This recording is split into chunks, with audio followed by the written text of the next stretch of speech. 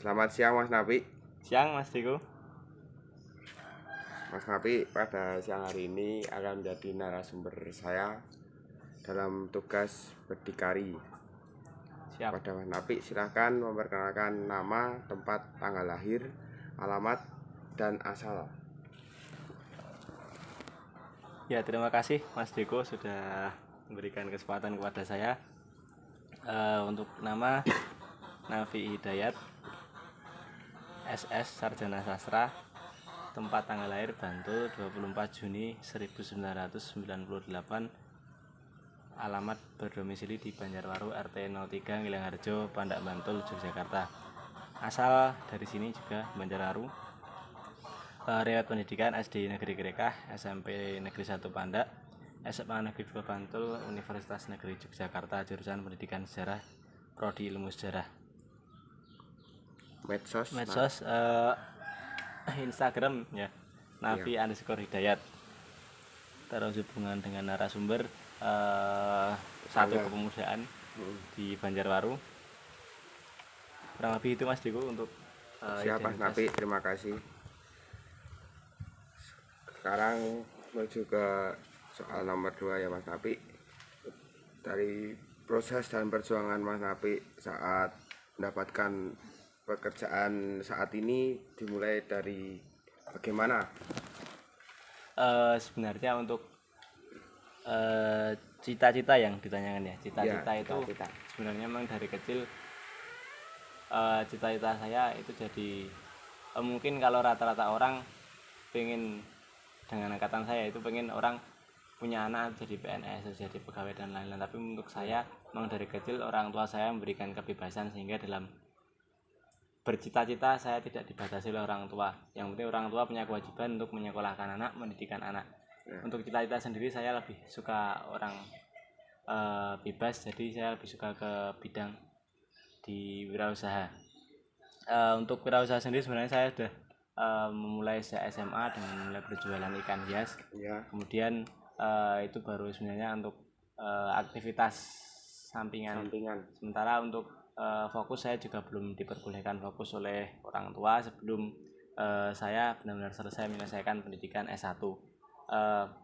Meski demikian ketika saya S1 mulai berjalan 1 tahunan, kemudian saya di situ juga memulai meraih cita-cita saya, yaitu sebagai pengusaha. Saya mulai berjualan kembali dan lebih agak fokus walaupun masih juga menyelesaikan kuliah. Untuk yang pertama kali saya berjualan karena ketidaksengajaan sebenarnya, berjualan pakaian atau baju yang sejatinya pada waktu itu karena ada acara 17 Agustus kita mencari hadiah, sementara hadiah yang kita cari kebetulan bisa dijual di pasaran, dan ternyata itu masuk. Nah, mulai dari situ kita merintis jualan di pasar-pasar tradisional. Yang penting untuk saya sendiri tidak kenal malu, karena orang itu kalau berbuat enggak jahat itu kenapa harus malu? Kalau misalnya kita mencuri, kita berhak untuk malu. Tapi kalau kita enggak mencuri, kenapa harus malu? Walaupun saya mahasiswa, walaupun saya kuliah, saya menenteng tas pagi, bawa sepatu, presentasi dan lain-lain, ketemu dosen, ketemu sama teman-teman yang bahasanya lo gue. Tapi saya sendiri nggak pernah merasa gengsi saya berjualan di pasar. Jadi walaupun pada waktu itu mungkin teman-teman saya yang kesannya mereka mainnya ke mall dan lain-lain, tapi saya nggak gengsi untuk tetap berjualan. Yang penting ini penghasilan dari saya sendiri, bukan dari orang tua saya. Dan saya kan seperti itu. Kemudian mulai dari situ nanti alhamdulillah penjualan semakin meningkat, semakin besar, semakin banyak channel, semakin banyak jaringan. Nantinya juga akhirnya memperkenalkan channel dari satu ke tempat yang lain, akhirnya bisa dengan kapasitas yang banyak atau kuantitas banyak. Sementara supplier yang saya ambil itu tidak bisa mensuplai saya, sehingga saya mau tidak mau harus untuk produksi sendiri. Mulai dari situ alhamdulillah semakin memberikan keleluasaan untuk saya untuk memproduksi barang semakin banyak, dan di situ alhamdulillah bisa menambah karyawan, dan sampai saat ini alhamdulillah sudah lebih dari 60 karyawan yang kerja di tempat kami. Mungkin seperti itu Mas Diko prosesnya. Baik Mas Napi, wah malah sudah jawab banyak soal nih Mas Nafik. Nah, sekarang masuk ke tantangan dalam pekerjaan ya Mas Nafik. Iya. Tantangannya apa saja ya Mas Nafik dalam bekerja jadi wirausaha? Oh, yang jelas kalau tantangan itu kan setiap apapun itu pasti kita ada tantangan. Ya. Itu yang jelas ada di semua lini, di semua pekerjaan itu mesti ada. Sederhana aja misalnya kita bekerja di tempat mungkin sebagai guru, mungkin juga di situ ada tantangan ketika kita harus berangkat pagi pulang sore, terus misalnya kita harus buat administrasi dan lain-lain, itu merupakan tantangan. Kalau untuk wirausaha sendiri tantangannya lebih kepada bagaimana kita ibaratnya tetap dan jejak pada pendirian kita sehingga kita tidak tergoyah-goyah dan sehingga kita juga tetap bisa bertahan, karena pada dasarnya orang jualan itu kan ada kalanya naik dan ada kalanya turun. Tinggal bagaimana kita manajemen ketika naik dan manajemen ketika turun. Itu yang perlu digarisbawahi. Sementara untuk ketika berjualan awal kita kan apa-apa masih dipegang sendiri. Ya. Itu juga kita saya pernah ke pasar itu benar-benar cuman dapat uang 15.000 itu pernah ke pasar sekali, bahkan sampai Imogiri sana itu bayar mungkin untuk transportasi aja 15.000. Itu 15.000 masih laba kotor, belum laba bersih. Mungkin laba bersihnya 3.000 sampai 4.000. Berarti kan kita minus. Itu pun pernah saya. Tapi bukan berarti satu kejadian itu kemudian kita menyerah, terus kemudian kita menganggap wah ini berjualan, ini wirausaha itu nggak baik, bukan. Tapi kan itu salah satu proses daripada tantangan itu sendiri. Ketika kita bisa menghadapi tantangan, suatu saat nanti kan kita bakal tahu, oh kalau kita menilai hanya dari satu kali ritme itu saja kita nggak bisa. Sementara kan kita bisa akumulasi hitungannya. Misalnya katakan mungkin pada waktu itu kita minus 10.000, tapi nanti kan ada kalanya kita surplus lebih dari 100.000. Seperti itu kan saling mensuplai subsidi silang. Jadi nggak bisa kalau kita menilai satu kali ritme itu menjadi satu acuan. Nah, itu yang perlu digarisbawahi untuk para wirausaha, sehingga jangan pernah menyerah. Padahal untuk awal mesti untuk berjualan tuh naik turun itu sudah biasa. Tinggal nanti kan setelah nanti kelasnya profesional, kelasnya lebih banyak seperti sekarang, alhamdulillah udah kapasitas banyak, mungkin tinggal kita memanajemen. Ketika dalam keadaan sepi bagaimana karyawan tetap bisa kerja, dalam keadaan ramai pun bagaimana tetap semua dapat barang. Itu kan juga nanti ke manajemen. Untuk awal yang mungkin usaha awal itu juga sebenarnya modal manajemen, modal akuntansi pun saya juga bukan jurusannya. Jurusan saya kan sejarah, tapi kebetulan untuk akuntansi, untuk manajemen kita juga tanpa dibekali pun sebenarnya autodidak bisa. Jadi di situ kita, ketika saya berada di lapangan, kita dapat tantangan, dapat rintangan, kayak misalnya berjualan sepi, berjualan kurang laris, kemudian berjualan terlalu laris dan lain-lain. Dari situ kita belajar sehingga nantinya ketika kita udah benar-benar siap, manajemen kita udah siap, nanti ketika kita menghadapi sesuatu yang besar itu kita udah siap. Jadi tantangan itu harus dihadapi, dicari solusi. Seperti itu Mas Diko. Ya Mas Nafik. Wah, panjang lebar dan sangat mengharukan tenan ya kisahnya Mas Nafik. Keterampilan apa saja yang dibutuhkan dan disiapkan untuk menjadi wirausaha, atau ada atau tidaknya? Keterampilan sebenarnya kan dalam semua lini, saya katakan juga nanti dalam semua lini itu membutuhkan beberapa keterampilan. Membutuhkan beberapa keterampilan. Keterampilan sendiri ini kan meliputi berbagai bidang. Andai kata mungkin jadi guru juga harus ada keterampilan untuk mengajar, harus ada keterampilan untuk berbicara di depan umum. Itu salah satu keterampilan. Nah, untuk wirausaha sendiri menurut saya keterampilan yang harus dipegang itu adalah teknik marketing, karena ibaratnya dalam sebuah perang ujung tombaknya itu di marketing.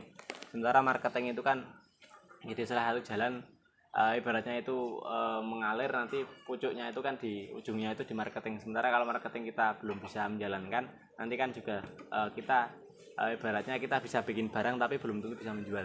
Tapi kalau kita bisa menjual, nanti kan kita bisa alokasikan ke pembikinan barang. Jadi menurut saya keterampilan yang harus benar-benar dimiliki oleh seorang pengusaha itu di dalam marketingnya. Bagaimana dia menjual barang, menyajikan barang dengan berbeda dengan yang lain. Mungkin kita dari awal mencari produk yang berbeda dengan yang lain, yang belum ada di pasaran. Terus kemudian seandainya di pasaran sudah ada barang, bagaimana membuat barang kita menjadi yang paling utama dengan berbagai kelebihan-kelebihannya.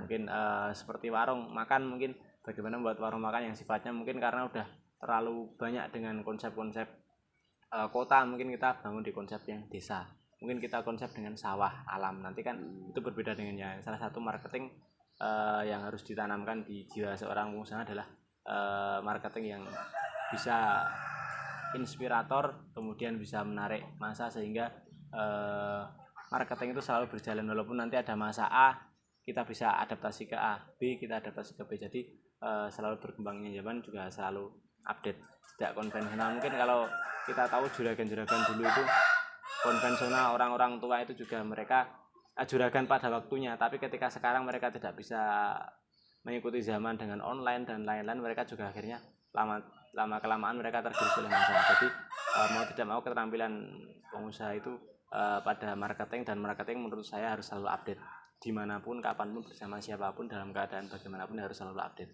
seperti itu.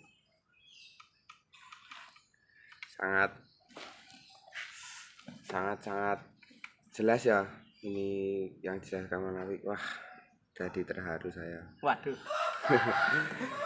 Mas Napi, soal menjadi pengusaha pernah mengalami kendala yang yang sangat rumit, atau kendala apa saja yang pernah dialami Mas Napi, dan bagaimana solusinya menghadapi kendala tersebut?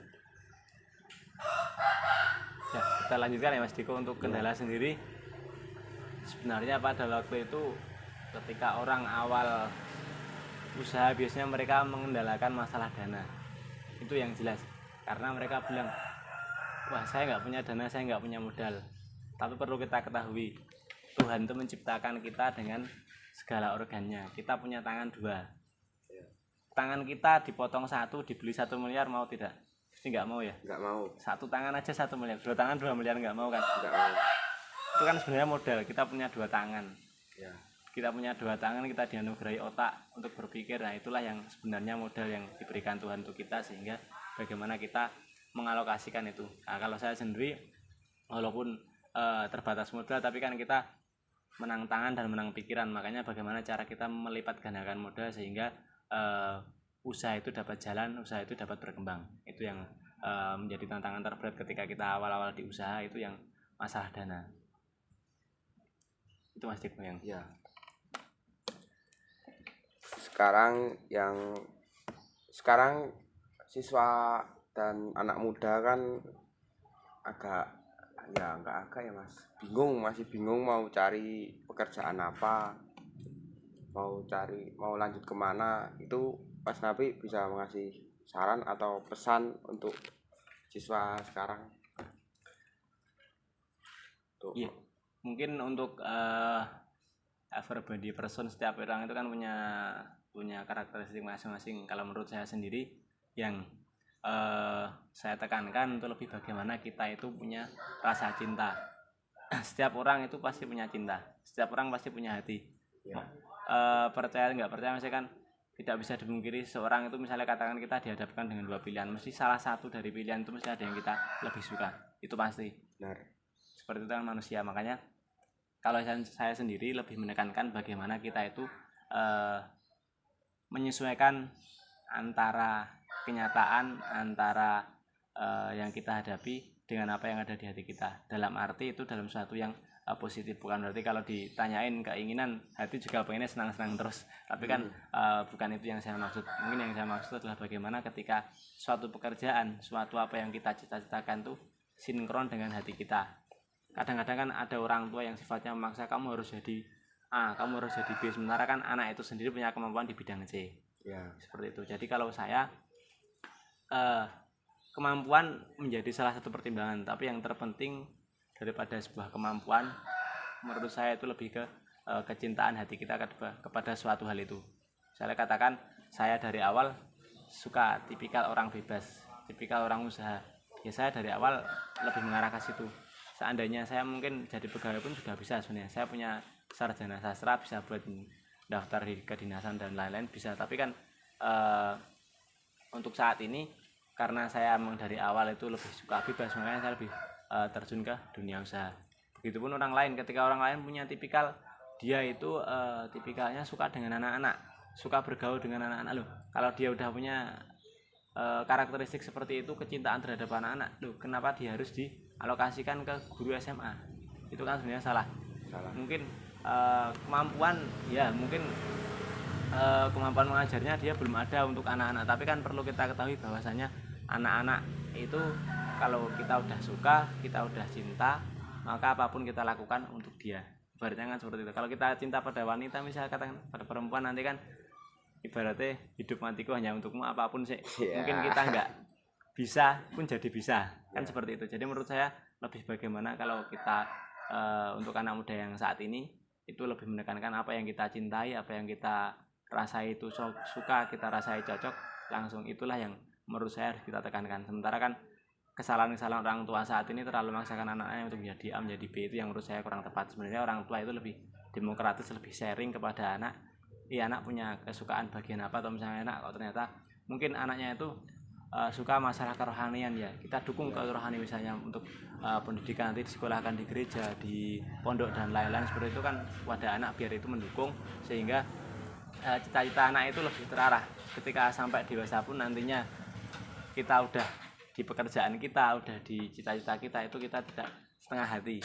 Mungkin udah jadi presiden tapi ternyata jiwanya pengen jadi guru, itu juga nanti kan malah nanti ketika jadi presiden itu kurang berminat, nantinya kurang ada inisiasi dari hati, kurang 100% sepenuh hati, makanya nanti kan mungkin jadi presiden semi guru itu kan nanti kurang baik. Menurut saya seperti itu